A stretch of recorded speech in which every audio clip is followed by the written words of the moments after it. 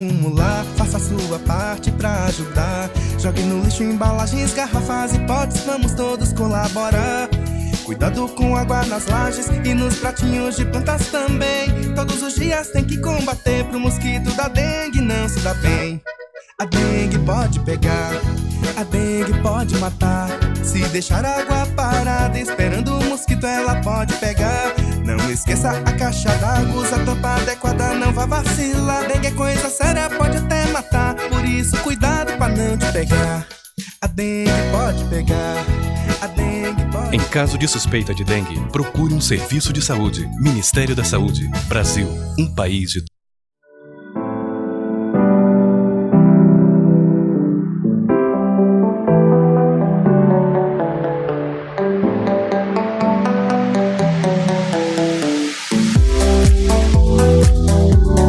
Olá, boa noite, terça-feira, dia 3 de setembro de 2019, está no ar mais uma edição do Direito em Foco ao vivo pela 3VL para todo o Brasil.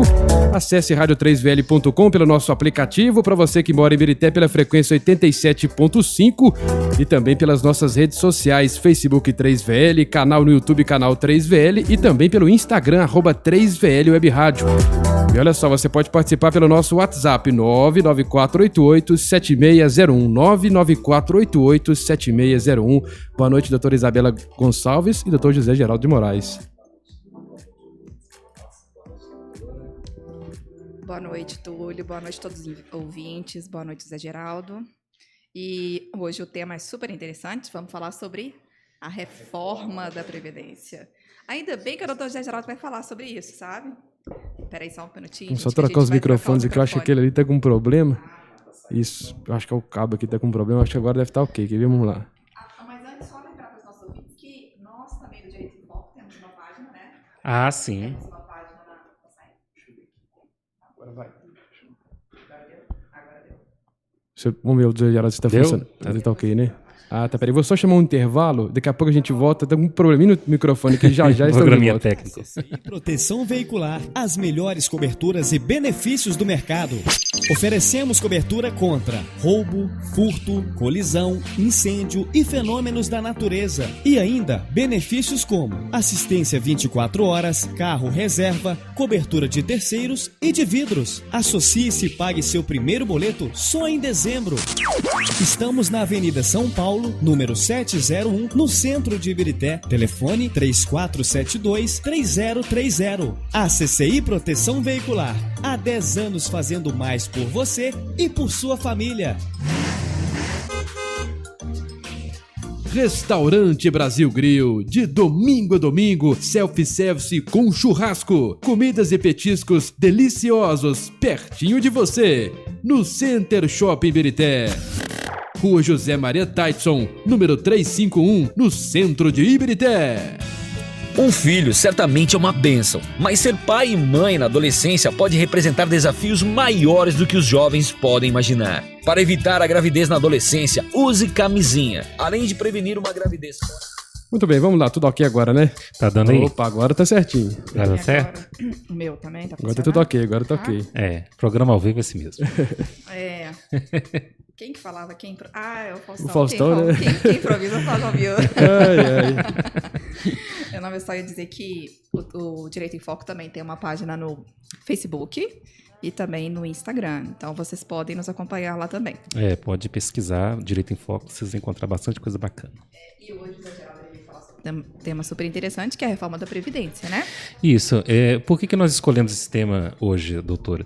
É porque a reforma da Previdência está quase sendo aprovada, não é? Uhum. E aí nós vamos falar um pouquinho sobre o que é a reforma, o que é a PEC, como que ela se originou, qual que é o trâmite disso. Uhum. Mas nós escolhemos porque agora já dá para fazer uma análise mais criteriosa, esmiuçar um pouquinho mais essa reforma, porque ela está em vias de ser aprovada e tudo indica que o Senado vai aprovar exatamente aquilo que a Câmara aprovou. Uhum. Então a gente pode falar que ela está praticamente aprovada. Não é? Uhum. E para a gente começar a entender sobre essa questão da PEC, primeiro, o que é PEC? PEC é um projeto à emenda constitucional, né? Ou emenda à Constituição. Uhum. Não faria o menor sentido, por exemplo, todas as vezes que o direito ele reivindicasse alguma mudança na Constituição, os costumes, ou as normas, ou até a evolução da própria sociedade, reivindicasse, demandasse essa modificação da Constituição, fazer uma nova Constituição. Para fazer uma nova Constituição tem que convocar a Assembleia Constituinte, então iria ocasionar uma transformação jurídica gigantesca no país, então é muito mais fácil você emendar, fazer pequenas emendas, alterando um pouquinho alguns pontos da Constituição, alguns artigos, algumas questões. E é justamente isso que está sendo feito. É um projeto de emenda à Constituição. E esse projeto ele foi elaborado pelo governo federal, pela União, e foi encaminhado para a Câmara dos Deputados. Poderia ter sido encaminhado para o Senado, não tem problema nenhum, mas o governo escolheu encaminhar primeiro para a Câmara dos Deputados. O nosso sistema representativo ele é bicameral, então tem a Câmara dos Deputados e tem o Senado, que forma o Legislativo Federal. Então tudo que é projeto de lei, tudo que é projeto de emenda à Constituição tem que ser aprovado nessas duas câmaras. Quando é projeto de lei ordinária, não há necessidade de ser aprovado nas duas câmaras. Ou seja, o critério para alterar a Constituição é um critério mais, vamos colocar, mais acirrado, né? É um critério mais difícil de ser aprovado, porque tem que ter um número maior de deputados para aprovar, tem que ter a maioria ampla, né, de 2/5 da Câmara e 2/5 dos senadores. E essa proposta poderia nascer dentro da Câmara, poderia nascer dentro do Senado, sem problema algum, mas nasceu dentro do governo federal. Então, o governo federal tem a legitimidade de encaminhar essa proposta para uma das duas câmaras, né? Tá. E a primeira Câmara que ele encaminhou foi a Câmara dos Deputados. Chegando lá na Câmara dos Deputados, esta proposta ela tem que passar por uma comissão, chamada Comissão de Constituição e Justiça. Nessa comissão que um grupo de deputados vai analisar a viabilidade desta proposta, verificar se ela não descumpre nenhum preceito constitucional, se ela não fere a Constituição, se é possível ser aprovada. E nesta comissão vai ser escolhido um relator, um dos deputados, e esse relator vai ter a função de redigir esse relatório sobre esta proposta. E nesse processo de redigir esse relatório, aí entra o jogo político, não é? Então ele vai ouvir outros senadores, outros deputados, vai ouvir a população, através das audiências públicas, os vários segmentos de trabalhadores que existem, as várias categorias, principalmente o funcionarismo público, que é muito forte, essas categorias. E a partir de ouvir essas categorias e também os deputados que representam essas categorias, ele vai receber emendas a esse projeto, vindas dos deputados. E ele vai moldar um relatório. Depois que esse relatório está moldado, não quer dizer que ele é exatamente igual à proposta que entrou na Câmara. Então ele sofre alterações, de acordo com esse jogo político que existe. E a partir do momento que ele molda esse relatório, que ele fecha esse relatório, ele apresenta para a Comissão de Constituição e Justiça. E essa comissão, então, vai aprovar ou reprovar esse relatório. Ela aprovando o relatório, ela vai ser encaminhado esse relatório para ser votado na sessão plenária, no plenário, por todos os deputados. E esse relatório pode ser aprovado ou não. De todo jeito, ele vai ser encaminhado lá para a sessão plenária. Lá na sessão plenária, ele ainda pode sofrer mais alterações. Ele pode sofrer mais alguma alteração, pode ser incluído alguns destaques, algumas emendas parlamentares, né, algumas questões que possam modificar esse relatório. Depois que ele está pronto, esgotado para ser votado, aí sim, existe uma votação de primeiro turno. E essa votação de primeiro turno tem que ter 2/3 dos deputados votando. Então tem que ter a maioria para ser aprovado esse relatório. Aprovou na primeira sessão, pode sofrer alguma pequena alteração, pode ocasionar alguma outra mudança, e tem que ser votado na segunda sessão, no segundo turno de votação. Ele sendo aprovado, com 2/3 do número de deputados, ele então segue para o Senado. Se ele não fosse aprovado ali, simplesmente seria arquivado. Então todo aquele trabalho, toda aquela discussão que houve, ficaria por ali mesmo, seria arquivado. No caso da PEC da Previdência, passou por todos esses trâmites lá na Câmara dos Deputados, conseguiu ser aprovado em segundo turno e seguiu para o Senado, porque ele também tem que ser votado no Senado.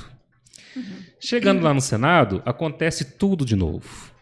Vai para a Comissão de Constituição e Justiça. Primeiro, é lido esse relatório na plenária do Senado. Depois, vai para a comissão. Na comissão, é escolhido um senador para fazer o relatório. No caso do Senado, foi escolhido o Tasso Gereissati, lá do PSDB do Ceará. Então, ele vai fazer o mesmo trabalho que o relator na Câmara fez. Ele vai ouvir as partes, vai ouvir os senadores, vai ouvir a sociedade, vai ouvir as categorias. Aí as categorias, de acordo com o seu poder de manipulação, os seus lobbies, né? O seu poder de reivindicação junto aos senadores que representam essas categorias. Pode acontecer de haver alguma mudança, só que no Senado, o que vai acontecer? Se houver uma pequena mudança no texto que veio na Câmara, esse texto tem que voltar para a Câmara, para ser reanalisado na Câmara.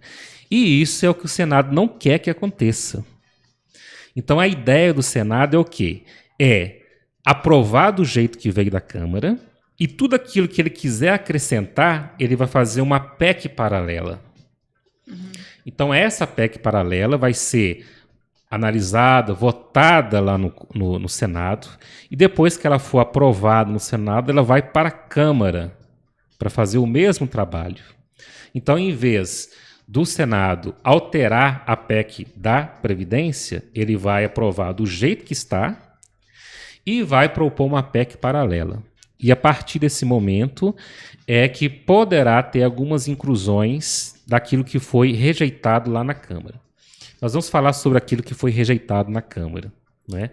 Mas é o momento de mudar a proposta que foi aprovada na Câmara só por meio de uma PEC paralela, de um projeto de emenda à Constituição. Então, só para deixar claro para os nossos ouvintes, na nossa Constituição nós temos lá um artigo que trata da Previdência. Da Previdência. E para alterar esse artigo que está na nossa Constituição, que é de 1988, nós precisamos de uma proposta de emenda constitucional. Isso. Que é o que está acontecendo nesse dado momento no nosso Congresso. Justamente. Certo? Uhum. Então, com a aprovação dessa PEC, que é essa proposta de emenda constitucional, nós teremos uma alteração no nosso ordenamento jurídico, ou seja, uma alteração da nossa Constituição, e que irá afetar o direito de inúmeras pessoas. Todo mundo. Todo mundo será afetado. Todo mundo será afetado. Até o Túlio aqui vai ser afetado. Até o Túlio, o filho do Túlio, o neto do Túlio. E todos os seus essas descendentes. novidades aí da Previdência, hein? Todo mundo será. Até que haja uma nova mudança, né? Na verdade, se a gente for observar bem, sempre tem, né? A disposição condicional transitória relacionada Justamente. Eu, na época de faculdade, eu me recordo vagamente, falo, gente, mas aí você tem o ADCT, né? Que é a disposição, né? É isso mesmo. Sempre tem uma regra de transição que trata do direito previdenciário, né? Sempre tem uma exceção à regra, né? A gente costuma brincar o seguinte, que advogado sempre termina a frase dizendo, depende. Não, no direito nada é. Nada é. Tudo pode ser. No direito, 1 mais 1 pode ser 2, 3 ou Depende. 4, depende. Altera muito também, né? Depende, altera muito, né? de acordo com a demanda da Depende população. da vírgula, do da ponto. vírgula, do ponto, justamente. O entendimento é total. Mas vamos lá. Como será computado a idade e o tempo de contribuição com a nova regra da Previdência? Olha só que interessante. O que realmente é mais importante nessa mudança é justamente a questão da idade mínima. Uhum. No Brasil, hoje, não existe a chamada idade mínima. Então, você tem o tempo de contribuição e o tempo da idade de aposentadoria por idade. Então, tem 2 categorias de aposentadoria. Então, você pode aposentar, por exemplo, no caso de homens, na iniciativa privada, lembrando que esta PEC, por enquanto, ela está tratando das pessoas do regime geral, ou seja, as pessoas que são seguradas do INSS, e os servidores federais, por enquanto. Então, os servidores, os funcionários públicos dos estados e dos municípios não estão nessa PEC que está sendo analisada agora pelo Senado. Por quê? Porque eles foram retirados lá na Câmara. Ah, tá. Olha que coisa interessante, né? Então, o pessoal aí que é servidor estadual e servidor municipal, por enquanto, né, até segunda ordem... Mas até porque as regras que forem definidas no ordenamento constitucional, elas terão impactos no estadual e municipal, não? Não, nesse caso não, porque elas foram retiradas. Olha, interessante. Os estados e municípios. Eu achava que pela questão... agora eu me lembro mais no direito constitucional, quando eu estudava, a gente tinha a questão, né? Da aplicação dos preceitos constitucionais, no âmbito federal, aí aplicava-se... Aplicava-se, assim, quase que um espelhamento, isso, né? Exatamente. Mas só que esta foi uma das questões que teve muita discussão lá no Congresso, porque iria mexer no direito dos servidores estaduais e municipais. E aí entra a questão do jogo político. O que tem ano que vem? Eleição municipal. Então os deputados não queriam queimar o filme político deles com... Acho que a gente pode falar muito disso aqui não, entendeu? Não, mas isso daí é tranquilo. Eles não querem... Isso aí faz parte do jogo político, né? Eles não querem interferir nas suas disputas regionais. E aí passaram a bola para o Senado. Mas o Senado está discutindo a inserção desses estados e municípios nessa PEC paralela que eu falei para você. Então ele vai aprovar o que a Câmara mandou para eles, mas só que ele vai fazer uma PEC paralela, incluindo possivelmente estados e municípios. Por quê? Porque existe um grande lobby dos governadores para que sejam incluídos os servidores. Por que os governadores querem que sejam incluídos? Porque para os governadores e para os prefeitos aprovarem as suas próprias reformas, no âmbito regional é muito difícil. Porque o lobby dos servidores é gigantesco. Então, é muito difícil provar uma reforma da Previdência no âmbito da Assembleia Legislativa de Minas. Ou imagina, aprovar uma reforma na Previdência no âmbito da Câmara Municipal de Ibirité. É muito difícil. Então, se incluir todo mundo... Porque a pressão, né? Justamente, a pressão é muito próxima. Quer dizer, a pressão dos servidores e da própria... Querendo ou não, a família desses servidores são justamente afetados. Então aí voltamos à questão do jogo político. Agora, quando isso é resolvido lá no Congresso, está todo mundo muito longe deles. Então, estão lá em Brasília, o Brasil todo está muito longe deles. Então, é mais fácil ser aprovado lá, né? Mas aí, com certeza, o Senado... Lembrando que os senadores, eles são representantes dos estados, né? Então, a função deles primordial é defender o interesse dos estados. Por isso que o lobby dos governadores junto aos senadores é muito maior. Então... só aproveitando a sua fala de lobby, você sabe que tem um filme, né, que trata dessa questão de lobby nos Estados Unidos, né? Ah, é? Eu não lembro agora, gente, eu sou péssima para nome, né? Mas lá mostra a questão do desarmamento, né? Sim. Então existia, eu não sei se chega a ser regulamentada, mas tinha uma pessoa que ele era o influenciador, né? Que eles falam que é a pessoa que faz o lobby. Então ela era contratada ora por aquelas empresas que são a favor de manter, né, a lei para que as pessoas se mantenham armadas, e tinha aquelas outras que elas eram representante das ONGs, né?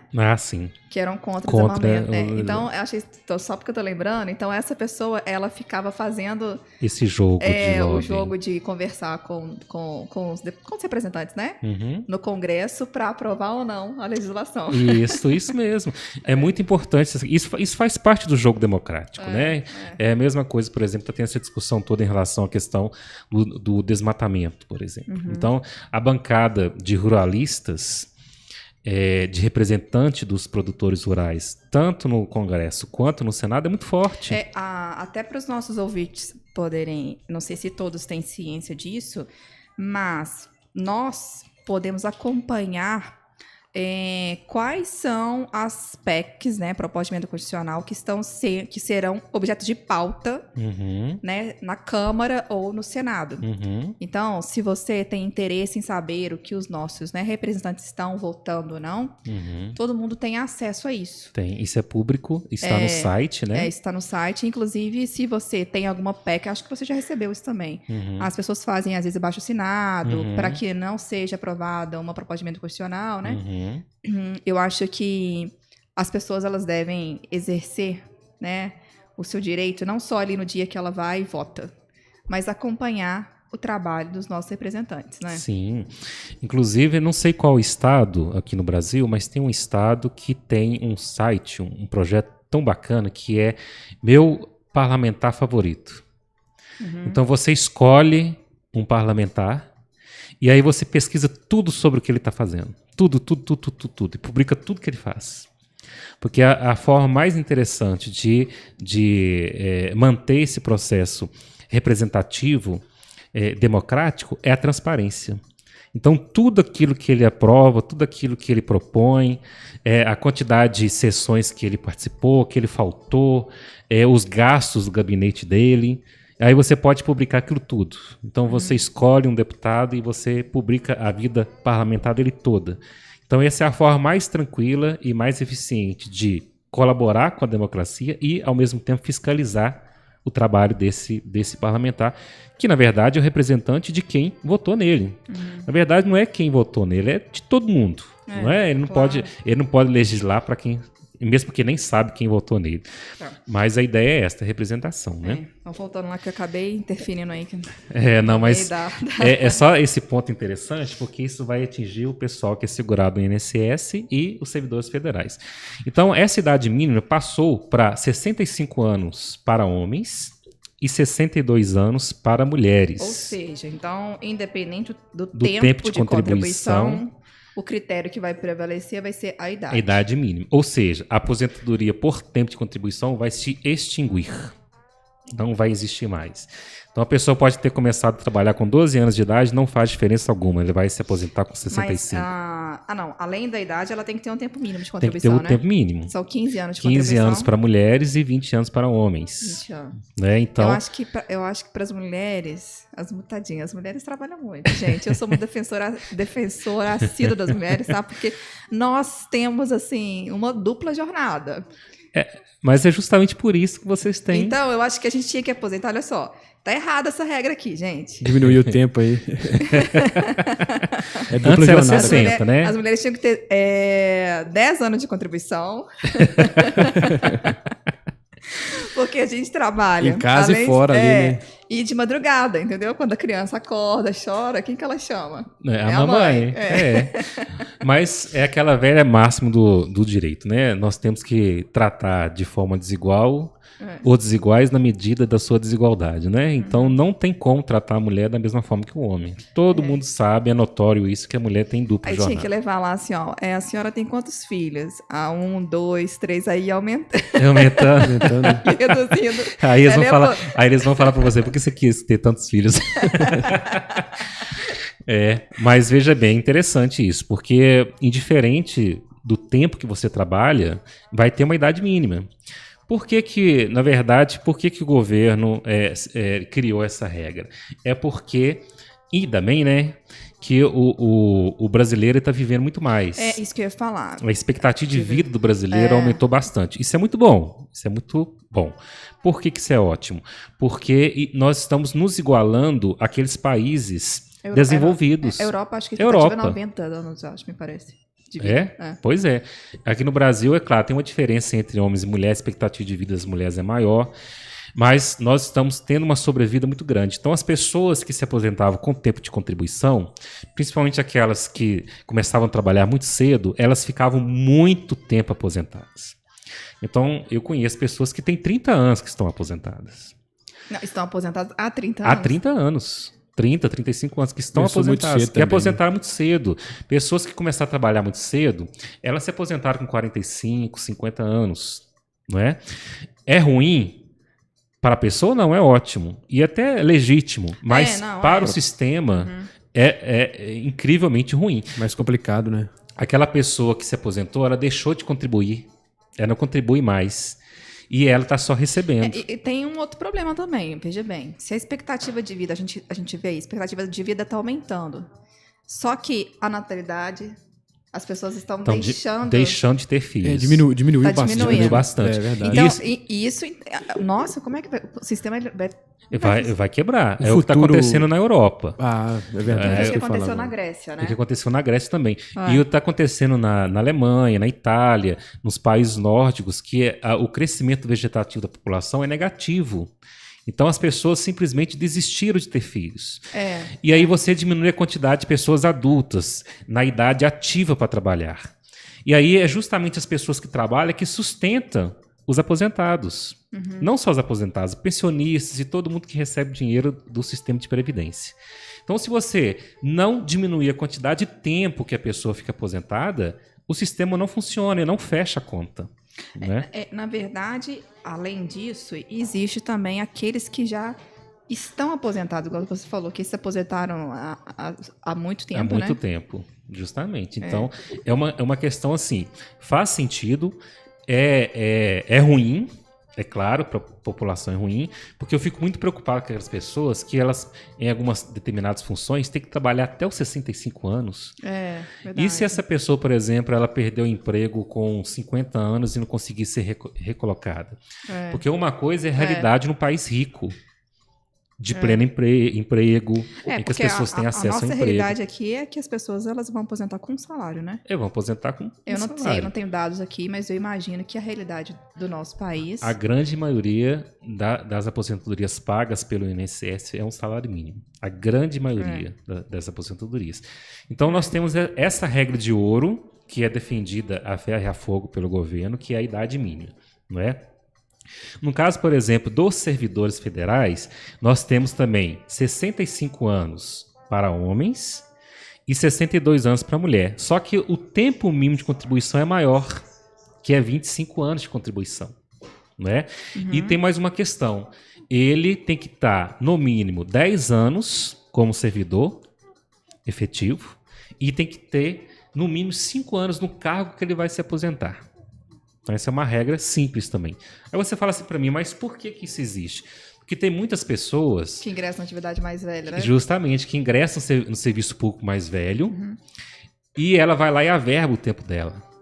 Ô, gente, eu queria tanto entrar na prova de magistratura estadual, Não. mas será que eu vou ser aceita? Imagina só, você paga a sua contribuição sobre um determinado salário. Vou imaginar lá você servidor não, mas público. você não dá essa regra não, né? É estadual, então não vai ser afetado assim, não. Não entra. Mas vamos imaginar, por exemplo, que a pessoa está lá... Não, vamos pegar um exemplo simples. Vamos imaginar que uma pessoa ela é procurador da República. Tem lá um salário, sei lá, de 25 mil reais, vamos imaginar assim. Na hora que ela está quase se aposentando, faltando 2, 3 anos para ela se aposentar, ela vai e passa no concurso para magistratura federal. Aí o salário dela pula para 40 mil reais. É justo ela se aposentar com 40 mil reais? Não é justo. Então, por isso que tem que ter aquele tempo mínimo para ocupar aquele cargo que ele se aposenta, para ter o salário para ele se aposentar com o salário do cargo que ele se aposentou. Lembrando que isso é para quem já está na ativa, né? Quem já está na ativa. Então, o servidor federal tem essa pequena diferença que é a quantidade mínima. Por que também a quantidade mínima é maior? Porque o servidor público ele é concursado, ele é estável, ele não precisa se preocupar com perda de emprego, para ele é tranquilo. Agora, tem uma categoria que foi muito beneficiada, que são os policiais federais. Ah, tá. Né? Essa categoria dos policiais federais aí você entende a Polícia Federal, a Polícia Rodoviária Federal, os agentes penitenciários federais, os agentes socioeducativos federais, os policiais legislativos federais, que isso aí eu acho um absurdo, e os policiais civis do Distrito Federal. Policiais legislativos? A Câmara tem a mesmo, Polícia tem. Legislativa. Um absurdo Tem isso. mesmo. Uma vez quando eu fui a Brasília... Nossa, gente, o pessoal vai achar assim, ser Não, ativista. Eu já fui. não, eu acho. É engraçado, então Mas foi tem direcionada mesmo. essa questão Tem a Polícia dos policiais, Legislativa. então, né? Não, o lobby que eu falei para vocês, o lobby lobby. muito Interessante. forte, né? Mas assim, foi feita essa diferenciação de forma que os policiais eles podem se aposentar, tanto homens e mulheres, com 55 anos. Veja bem, 10 anos a menos do que os outros servidores. 55 anos. Mas aí você também tem que olhar uma outra questão, que é a questão que é um trabalho perigoso, é risco de vida. Dos policiais, né? Dos policiais. Então a gente tem que olhar essas outras questões também. Então eles estão lá, eles correm risco de vida para defender a população. Então também a gente deve tratar de forma desigual também. A única ressalva que não só eu, mas muita gente tem é em relação à questão da Polícia Legislativa. Né? Porque não existe enfrentamento com ninguém, a polícia... Mas, depende, né? Às vezes, na hora que entrar no Congresso, se quiser entrar uns doidos lá, por isso que fica a polícia. É isso que eu ia perguntar a polícia agora. legislativa, ela fica lá de prontidão. Essa legislativa que atua lá em Brasília, né? No caso, em Brasília. Se alguém quiser jogar uma bomba lá no Congresso, eu acho que talvez a atuação A função da polícia... dela é justamente isso, defender os parlamentares, o patrimônio, né, da Câmara, os servidores e tudo mais. Bom, a idade mínima dos policiais é 55 anos. E o tempo de contribuição é 30 anos para homem e 25 para as mulheres. Né? Depois a gente vai falar um pouquinho sobre a questão da regra de transição, que é justamente essa questão do pessoal que já está trabalhando. Né? Agora, uma questão que eu queria que você explicasse para os nossos ouvintes. Como que é calculado o valor do benefício? Antes dessa questão, tem os professores também. Fala os professores. Porque isso, nossa, a gente acompanha, a gente vê que há uma repercussão muito grande. Professores, eles também têm que ter um tratamento diferenciado. Pois é, e eles foram prejudicados com essa PEC? Não, eles foram um pouquinho beneficiados, com a idade mínima, um pouquinho. Porque o trabalho do professor é um trabalho muito penoso. Imagino. É muito penoso, muito desgastante, é um trabalho muito importante, né? Muito importante. De forma que a idade mínima para aposentadoria da mulher professora é 57 anos e do homem é 60 anos.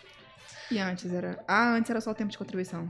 Antes era 55 mulheres e 60 anos para homens, para aposentadoria por idade. E no caso, por exemplo, do tempo de contribuição, é 25 anos para os dois. Tá. Então a ideia é essa: tem a idade mínima, né? E tem o tempo, né? E tem o tempo. Entendi. Mas é desgastante mesmo, né? Porque, o trabalho de professor é muito difícil. Lembrando que essa regra que beneficia os professores só se aplica aos professores da educação básica. Educação básica, educação infantil, ensino fundamental e ensino médio. Professores universitários não entram nessa categoria. Por quê? Porque o trabalho deles não é considerado como penoso. Então é lidar com criança que realmente é mais penoso. Fica, né, bastante, né? Não, realmente é muito cansativo. A gente tem que valorizar o professor nesse aspecto. Então, o professor com os policiais é um trabalho penoso e perigoso também. Né? Agora, em relação à questão do cálculo do benefício. Como que é feito esse cálculo? É um cálculo complicado, mas houve alteração também. Hoje em dia é calculado assim: você pega 80% das maiores contribuições que você teve na sua vida a partir de julho de 1994. Então, aquelas contribuições antes de julho de 94, elas não são computadas. Você pega 80% das maiores contribuições, despreza 20% que são as menores, e aí você faz uma média. Nessa média, vai ter o resultado que é o salário-benefício. Se hoje você tiver o tempo mínimo de contribuição, por exemplo, mas tem a idade, que é 65 anos, você pode se aposentar desde que seja inserido nesse cálculo o fator previdenciário. Ou seja, não vai ser... Não vai ser 100% do salário-benefício calculado. Né? Então, o fator previdenciário é justamente para isso, para desestimular as pessoas a aposentarem cedo. Então, para você ter 100% do seu salário-benefício, que é alcançado a partir dessa média, você teria que ter, no caso do homem, 35 anos de contribuição e 65 anos de idade. Se você tiver os dois, você aposenta com 100% do seu salário-benefício. No caso da mulher, 30 anos de contribuição, 60 anos de idade. Hoje, tá? Se tiver os dois, contribui. Se você não tiver um dos dois, nem tempo ou nem idade, aí você entra no fator previdenciário. E esse fator previdenciário é uma tabelinha que, de acordo com o seu tempo de contribuição, a sua idade, vai caindo gradativamente. Ao passo que, se as pessoas se aposentarem muito cedo, o valor do benefício cai drasticamente. Então, esta é a regra antiga. A regra nova, ela é bem mais complicada e ela é mais danosa para o trabalhador. Porque agora, em vez de pegar 80% das maiores contribuições, eles vão pegar 100% das contribuições. Então, não vai desprezar as menores. E se você fizer uma média aritmética, o que vai acontecer? O salário vai diminuir. Nossa, entendi. Entendeu? Porque na sua vida contributiva, você pode ter empregos com salários altos e pode ter empregos com salários baixos. Não é? Então, tanto salários altos como salários baixos, a contribuição advinda desses salários vão entrar tudo no mesmo bolo. E aí vai haver o quê? Vai haver a média aritmética de 100% de tudo aquilo que você contribuiu. Então, a tendência é o quê? O seu salário-benefício ser bem menor do que o de hoje. Então, isso aí já vai ser um problema sério. Agora, vamos imaginar, por exemplo, que você tem a idade mínima. Tem idade mínima. Mas não tem o tempo de contribuição. O que vai acontecer com isso? Criaram uma regrinha também. Que eu tenho uma tabela bem interessante aqui. E essa tabela fala o seguinte, olha, vamos imaginar que eu tenho o tempo mínimo de idade, tenho a idade mínima, 65 anos, vamos imaginar. Mas se eu tiver contribuído apenas 23 anos, eu vou ter 62% do meu salário-benefício. Não vou receber 100%. Então, qual que é a regra? Então, as pessoas elas vão acabar querendo aguardar o tempo. Justamente. Idade, continuar né? trabalhando. Continuar trabalhando, contribuir para o sistema, né? Justamente. É para desestimular as pessoas a aposentarem. Vai desestimulando. Vai ser, olha, a idade mínima é 65, tudo bem. Você pode se aposentar com 65. Mas vamos olhar o seu tempo de contribuição. Se o seu tempo de contribuição for muito pequeno, o seu salário vai ser pequeno.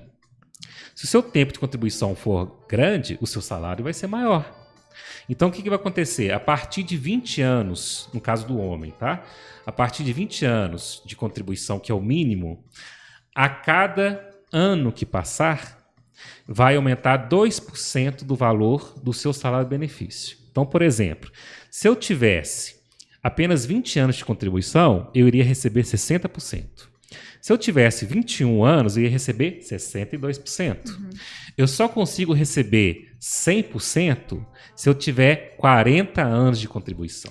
Ô, Túlio. Isso aí, eu vou te falar, veio uma coisa na cabeça. O Túlio te deu bateu uma depressão Meu agora? Deus do Dá uma céu. depressão, não dá? É igual o doutor falou, você também falou essa questão, né? Foi bom para uns e meio complicado para outros, né? Essa questão da polícia aí, muita gente fica nessa dúvida, né? Assim, Mas- é aquilo que eu falei. Tem categorias que têm que ser tratadas de forma diferenciada, mas isso era uma discussão muito séria na Ô, sociedade. Túlio, isso E significa que a o gente vai... empreendedor, no caso, claro que o empreendedor também, dependendo, ele paga ali, contribui da mesma forma, né? a você idade podia- é a mesma Você coisa. podia falar quais são as categorias que tem o contribuinte individual? Sim. Explica para os ouvintes Sim. quais são. Porque, por exemplo, o Túlio, né? O Túlio é um exemplo aqui que ele é o microempreendedor, né? E isso, os demais também que né, precisam ou então as dessa... pessoas que são os microempreendedores, né? Ou empresários individuais. Ou contribuintes individuais que pagam o carnezinho. Que são os Sim, contribuintes individuais, né? Isso. E o pessoal que é MEI, por exemplo, paga tudo inserido lá na taxa mensal, né? Com o Então, CNPJ, né? Ali da... veja bem, todos têm a mesma regra. Ou seja, Idade Túlio, mínima e tempo de contribuição. quero Olha, te eu dizer que você eu vai tô esquecendo tá- essa questão de aposentadoria já. Eu Quero sei que te é complicado. dizer que você ainda tem uns bons anos de rádio. Muita coisa Muitos ainda. anos. Nossa, Cuida da sua voz. tem que cuidar bastante. cuida da sua sua voz, saúde. da sua Cabelinho saúde. branco já, mais pra frente. Mas a ideia é justamente essa, é economia. O governo ele estava planejando uma economia em 10 anos de 1,2 bilhão de reais e com a proposta que foi aprovada na Câmara, essa economia baixou para 933 bilhões. Não, 1,2 trilhão e abaixou para 933 bilhões. né, em 10 anos. Então, uma economia significativa. Agora, não me pergunte como é que eles fazem esse cálculo, não tenho a menor ideia. Como que eles chegam a esse número, né? Mas é um número feito pelo Ministério da Economia e a ideia é realmente economizar. Vai apertar o cidadão? Vai. Mas também, se nós olharmos no outro lado, pode segurar as futuras aposentadorias. Não é? Então, se o sistema continuar do jeito que está, com a população ficando cada vez mais velha e a população adulta, ativa, diminuindo, e também tem uma outra questão. O desemprego em alta, quem está desempregado não contribui. Eu ia até perguntar essa questão aí, se essa reforma da Previdência altera bastante essa questão do desemprego. Não, o desempregado... Quer dizer, mas ele não vai ter contingente, né? Porque às vezes ele está desempregado... ele está fora do mercado de trabalho no sentido de ter a carteira assinada. Mas às vezes ele consegue exercer alguma atividade ali, vamos supor, vendendo. Se ele contribuir... Se ele contribuir de forma facultativa, né? Se ele contribuir, tudo bem. Uma das intenções também é recuperar a Previdência que, né, o pessoal fala que acabou tá quebrando desestabilizada, né? Que quebrou por causa do desemprego, seria isso? A gente pode falar isso, né? É uma série de fatores que quebraram a Previdência. E eu acredito que se a gente fazer uma análise mais histórica, a gente vai perceber... o desemprego afetou também, porque, querendo ou não, havia as empresas, elas faziam repasse, né? Ao desconto, né, na folha de pagamento. Mensal ali. Então uma e parte tem a contribuição patronal e tem a contribuição por parte do empregado e do empregador.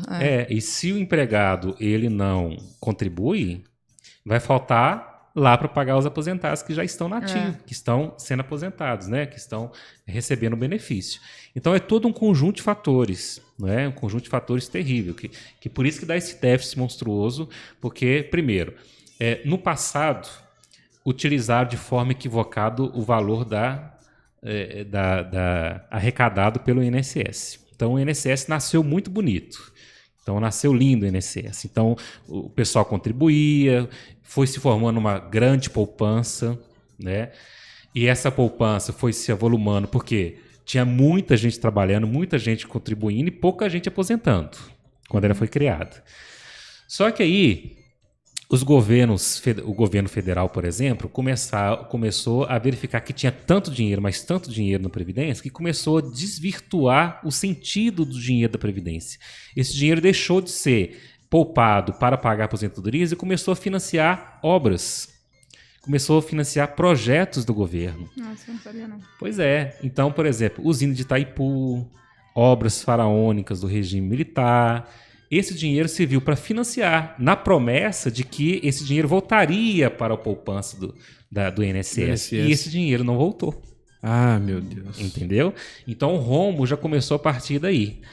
Além de tudo isso, soma-se benefícios irregulares, corrupção, déficit das contas que não fecham, a inadimplência de muita gente, grandes empresas, até empresas multinacionais que devem ao INSS, né? Muita gente deve ao INSS, então os ativos a receber são enormes. Então, existe uma série de fatores. E qual que é a solução de resolver isso tudo? Criando um modelo de previdência como esse.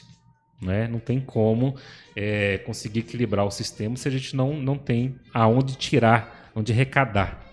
Né? Então, realmente, é uma questão assim que cada um tem que dar a sua parcela de esforço também para salvar a Previdência. Né? Mas então, a questão da evolução do valor será isso. É claro que no caso, por exemplo, das mulheres, existe uma diferença também.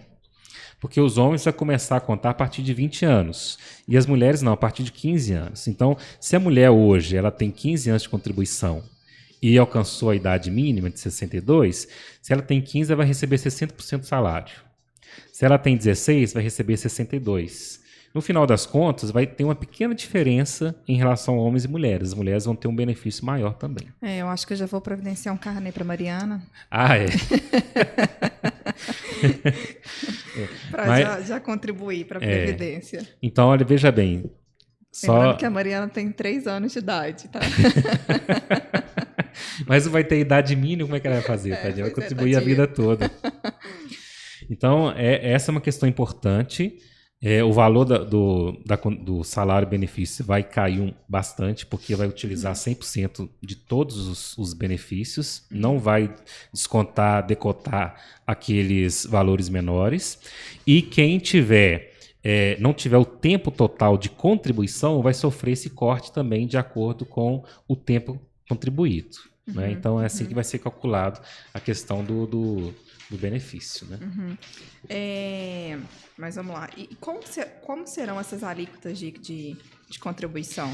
A proposta do governo é o seguinte, é que as pessoas que têm salários menores contribuam menos e as pessoas que têm salários maiores contribuam mais. É uma tentativa de deixar mais igualitário e mais justo o sistema. Né? Hoje em dia todo mundo contribui praticamente com a mesma alíquota. Só que aí as pessoas que têm salários de até um salário mínimo, elas iriam contribuir com 7,5%. As pessoas de um salário mínimo a 2 mil iriam contribuir com 9%. As pessoas que ganham de 2... Que hoje a alíquota para o contribuinte individual é de 11%, é isso? Depende muito. Depende para qual que é a função. Tem de 11%, tem de 20%. Desculpa, é 20%. 20%. Depende muito.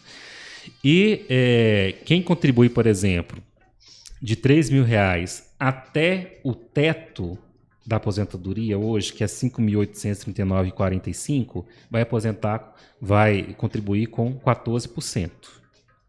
Então, a alíquota é gradativa. Quanto menos você ganha, menos você contribui. Quanto mais você ganha, mais você contribui. No serviço público, existem salários enormes. Né? Então, essa alíquota pode chegar até 22%. Por exemplo, aqueles servidores que recebem o teto do funcionalismo, que é R$ 39.293,01, vai contribuir com 22%. Então, a pessoa trabalha e fica lá mesmo, né? Tem uma pergunta aqui da Priscila Coutinho, ela está perguntando aqui, qual categoria mais pesa ou irá pesar na Previdência? Qual categoria? Ela perguntou qual categoria mais pesa ou irá pesar na Previdência? De trabalhadores? Sim. Bom, os trabalhadores do INSS, segurados pelo INSS, são todos a mesma coisa. Né? A quantidade a idade mínima é a mesma. Ela está querendo dizer o seguinte, já entendi a pergunta dela. Ela deve estar querendo saber qual categoria mais pesa, deve ser a iniciativa privada ou a pública. O que mais pesa para o sistema? Para o sistema. O que é mais pesado para o sistema? Com certeza é o setor público. O setor público pesa muito mais. Por quê? Porque existem salários muito altos, né? Salários altos, e as pessoas que ingressaram no serviço público antes de dezembro de 2003 se aposentam com o último salário integral. É a aposentadoria integral, né? Se aposenta com o último salário. E outra questão, depois que ele se aposenta, ele tem equiparação. Então, se existe, por exemplo, um aumento do salário pessoal ativo, o dele também aumenta enquanto é aposentado. E as Forças Armadas, por exemplo, o Exército, a Aeronáutica, a Marinha, também tem salários muito altos. A magistratura tem salários muito altos, né? O Ministério Público tem salários muito altos, não é? Não desmerecendo, é claro, o trabalho deles, mas em comparação com a iniciativa privada, com certeza o déficit ele é muito puxado pelo setor público. É engraçado, né? Isso é uma realidade que a gente tem hoje, porque não sei se você sabe, né? Mas acho que até a década de 80, na verdade, o setor privado, ele atraía muito mais que o setor público, né? Com certeza. Com certeza. Foi a década de 80, que era a época do milagre econômico ou não, né? Foi um pouquinho antes. Um pouquinho antes. 75 para cima. Mas então, 80 era ótimo. Essa época, assim, ninguém queria... Serviço público. Ninguém queria ser Era mal remunerado. Era mal remunerado. E a estabilidade veio, de fato mesmo, com a Constituição de 88. Inclusive, muita gente trabalhava no Estado, tanto no Estado quanto na União, nas prefeituras, trabalhava com carteira assinada, CLT. E com a Constituição de 88, naquelas normas transitórias lá que nós falamos, esse pessoal foi efetivado. Então se tornaram servidores efetivos estatutários. Eles foram efetivados sem ter que fazer Sem prova? precisar Sem ter que fazer concurso. prova. Olha o olhar da Isabela. Não, meu olhar assim. sem precisar fazer concurso. Só mais uma outra dúvida. Então, nesse caso, esse pessoal que é efetivado, por exemplo, o último salário, então o que vai ser Que entrou ali... antes de 2003. Ah, tá. Antes de 2003. Depois de 2003 já era. A minha Aí cara foi tipo assim, nossa, meu Deus, por Sem que eu fui estudar, nascer prova. Por que eu fui nascer depois Depois, e do teve que período. estudar tanto? Por exemplo, antes de 2003, né? O último salário ali, a pessoa que aposentou... Vou imaginar que a pessoa, o último salário dela era 40 mil reais. Vou Sim, imaginar. sim. Aí ela se aposenta com salário de 40 mil reais. Aí Antes que de dá 2003. Sim, entendi. Então, não vou falar mais, não. E foi até essa questão da pergunta eu acho dela, que ela né? perguntou o que pesa mais para a Previdência, né? Sem Público sombra não. de dúvida é isso, né? Hoje em dia, por exemplo, não existe salário no setor privado do INSS, não existe salários De 40. pagos de 40 mil reais. Tanto é que o teto O teto é 5.869. Sim, Então a pessoa pode ganhar lá 40 mil pela iniciativa privada, mas ela vai aposentar com 5 mil reais. Aí cabe à pessoa que ganha muito durante sua vida ter uma previdência privada, né? Investir. Tem gente que ganha muito. Vamos imaginar, por exemplo, engenheiros de construtoras. Faz o seguinte, né? compra, investe na parte imobiliária, compra e vende imóveis. Justamente. É a coisa mais inteligente. Isso aí é verdade. Se a pessoa tem salários altos, ela tem que fazer a sua poupança e a sua aposentadoria nesses termos, porque pelo INSS ela não vai ganhar mais de 5.839 hoje, né? Que é a base, né? É claro que quando ela for aposentar, esse teto vai aumentar um pouquinho, porque é claro que tem que ter... Agora, falando nisso, sabe uma coisa que eu acho interessante que a gente deveria ter nas escolas? Educação financeira. Muito, viu? E tributária. Porque a falta de conhecimento é muito grande. Às vezes as pessoas elas não sabem, né? Principalmente por causa dessa reforma da Previdência, a pessoa vai ter que ter um plano B na vida, né? Não vai poder ficar esperando aí até Administrar chegar a hora. melhor também, né?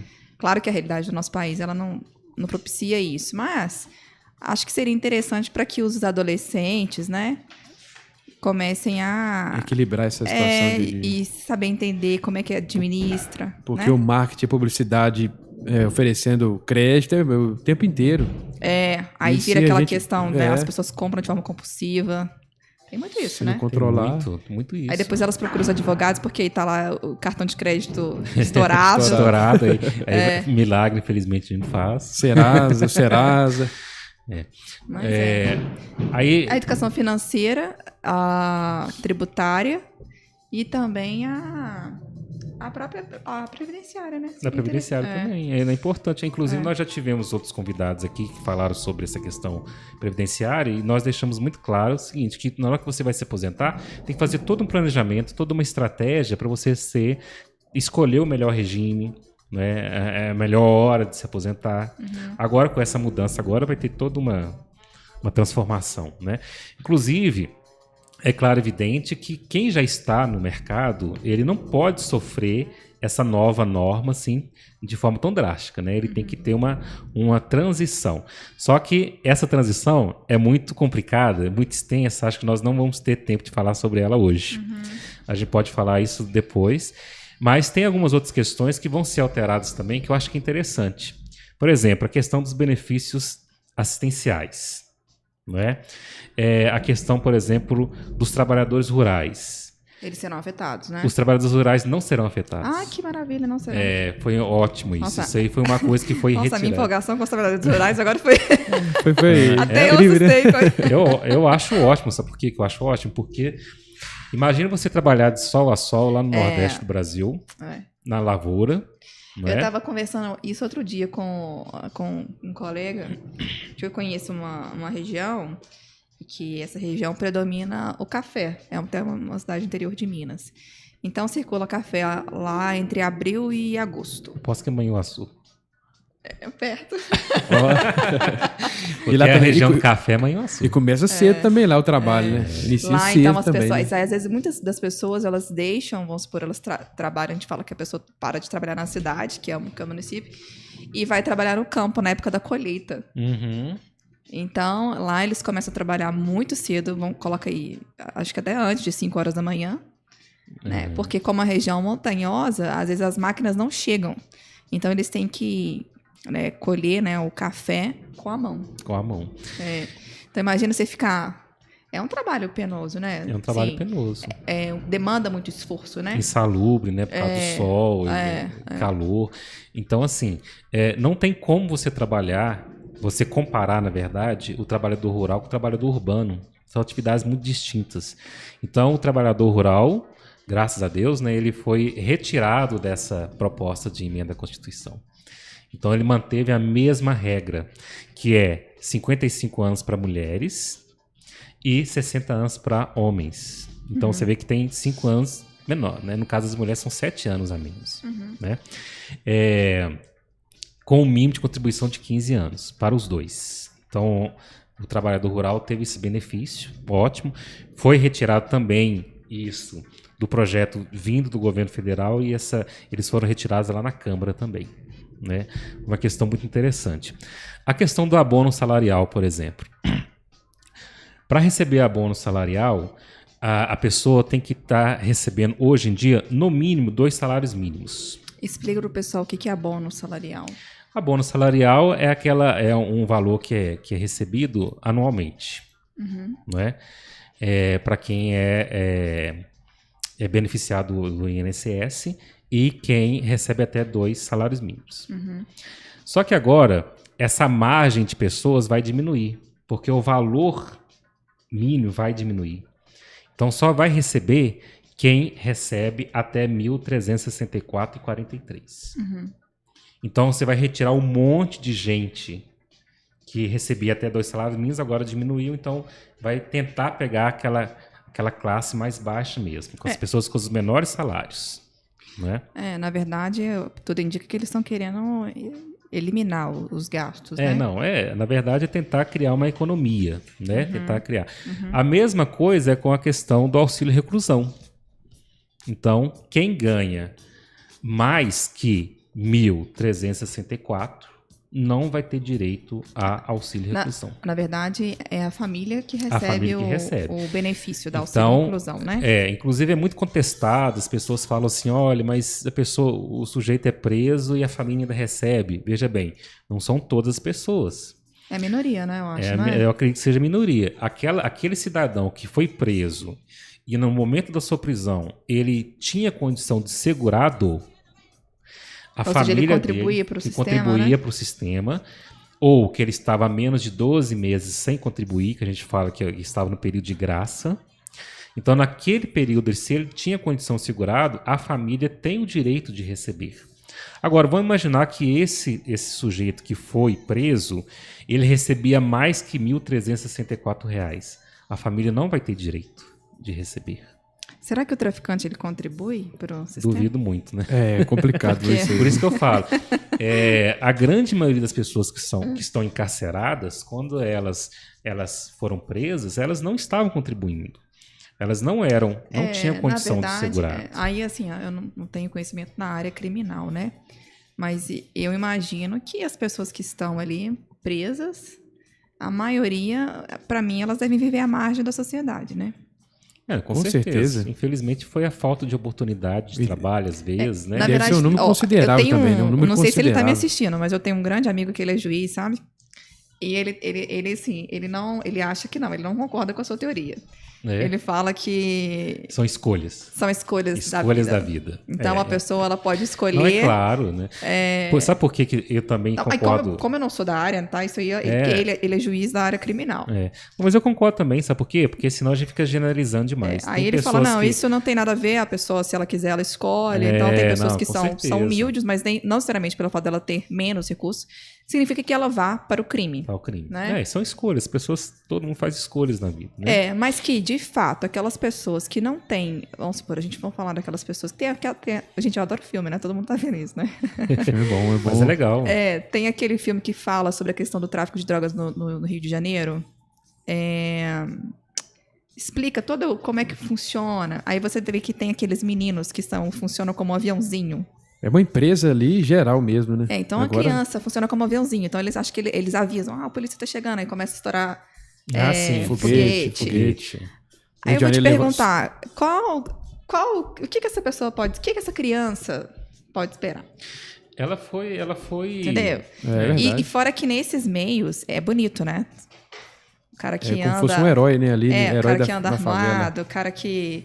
É o poder, né? É o A gente poder. fala que na verdade é um mundo paralelo, Sensação né? de poder, Então é complicado, né? Muito Isso interessante. é- De direito previdenciário, a gente está indo lá para o direito criminal e eu tô lá Mas é porque o direito é fantástico, né? Então, vamos trazer um aí para poder falar sobre essa aqui. É interessante também, né? Na próxima Apesar que semana... a Previdência é muito... O assunto ainda O é assunto extenso, né? é extenso demais.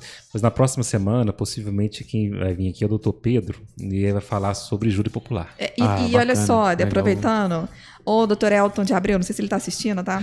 Na verdade, gente, eu cometi um equívoco. Era para ele, doutor Elton, não que não era para o doutor Geraldo estar aqui, não. Mas eu acabei me equivocando com as datas, entendeu? Então eu já havia combinado com O doutor Elton é do cartório de protesto. Mas ele vai falar sobre a questão da desburocratização, Bom. que é o tema em alta, né? É bacana também. Então, muito eu legal. já não sei se a apresentadora do programa aqui tá precisando de férias. É muita coisa para Muita coisa, na cabeça. Né? cansativo, é cansativo. Ô, Túlio, só para a gente encerrar o programa, tem uma última questão que é importante, mas lembrando que é um tema muito denso e gigantesco para a gente falar, mas que é importante falar um pouquinho sobre a pensão por morte. Houve alterações também. Qual que é a alteração que houve? Desde 2014, a pensão ela é paga de forma diferenciada. Então, vou dar um exemplo para vocês. Uma pessoa falece, deixa a família, esposa e filhos. A esposa ela tem direito, hoje em dia, a 60% do salário dessa pessoa que faleceu. Certo? E é acrescentado 10% para cada dependente. Então, vamos imaginar, por exemplo, que essa pessoa tem 2 filhos. Então, é pago 60% para a mulher e 10% para cada filho. Ou seja, somando vai dar 80% do salário da pessoa que faleceu.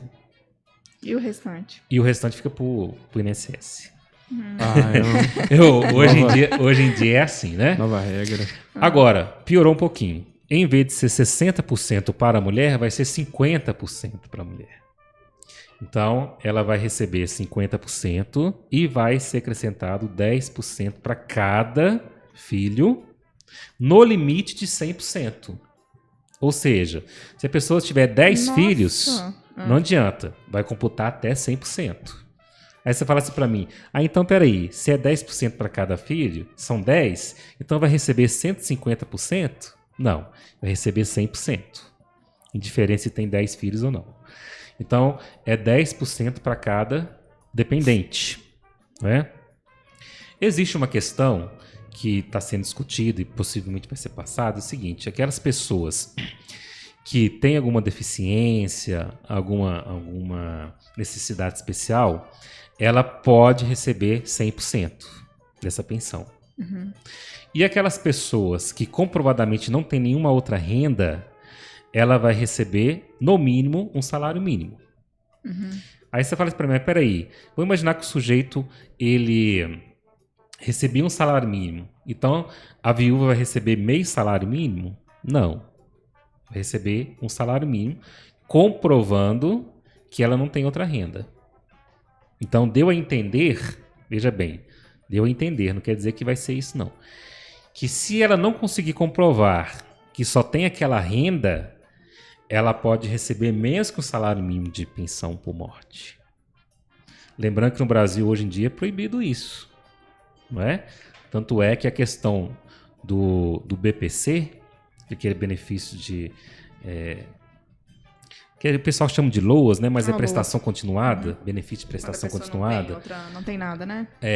Que também não teve alteração nenhuma, ainda bem, né? Porque já é um benefício tão pequeno e que atende de forma tão importante aqueles idosos acima de 65 anos que não têm renda, que não contribuíram, e aquelas pessoas que não têm condições de trabalhar também.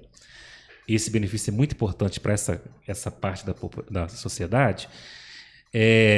Estava se cogitando a ideia de diminuir esse benefício do BPC, mas também esse pessoal foi retirado, esse benefício foi retirado da proposta, não é? Então, quem não tem renda nenhuma, não contribuiu e é maior de 65 anos, tem direito ao BPC. Aquelas pessoas também que possuem alguma necessidade especial, incapacidade para o trabalho, ela também tem essa possibilidade de receber o BPC, desde que comprovada a incapacidade para o trabalho, e tem uma questão também de renda. Ela não pode ter uma renda superior a 1/4 salário mínimo per capita na casa dela. Lembrando que isso está sendo contestado também no STF, essa questão de calcular a renda per capita aí de 1/4 salário mínimo. É muito pouco. Existem decisões da Justiça Federal que desprezam esse critério, né? Mas o critério de incapacidade para trabalho é fundamental. Não pode ter condição de trabalhar, né? Esse tema tratado hoje assim, foi um resumo bem resumido, né? Um resumo bem resumido, porque é um tema muito, mas muito extenso. Mas é um tema assim, no momento, né, que na verdade interessa a todo mundo, porque todos nós, né, iremos ser afetados com as decisões tomadas lá pelos nossos representantes. Todo mundo, de um jeito ou de outro, vai ser afetado. Lembrando que os servidores estaduais e municipais possivelmente vão entrar nessa regra por causa da PEC paralela, que com certeza o Senado vai aprovar. Eu tenho quase certeza, porque o lobby dos senadores é muito grande. Mas então é isso. Muito obrigada, né? Obrigado. E vou deixar nosso convite aqui para os nossos próximos, né? Isto. Então vai ser o doutor... Doutor Pedro, que milita aqui na comarca de Birité. Excelente criminalista, inclusive já veio aqui, já há muito tempo atrás. E nós vamos vislumbrar o mundo do júri popular, que sempre chama muita atenção, né? É uma interessante também. E na próxima semana, doutor Elton, já deixa agendado aí, tá? Já deixa agendado na agulha, porque vai ter que prestar os esclarecimentos aqui.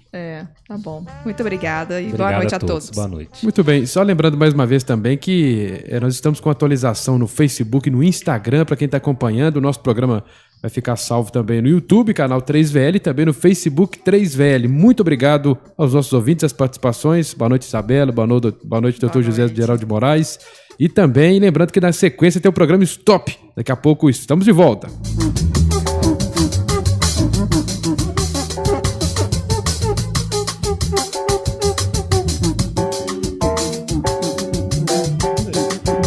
Tá mostrando quem tem entrado. O Quebec, o pessoal lá tá barrando, eles estão começando a querer cobrar por alguma coisinha, eu acho. A CCI Proteção Veicular, as melhores coberturas e benefícios do mercado. Oferecemos cobertura contra roubo, furto, colisão, incêndio e fenômenos da natureza. E ainda benefícios como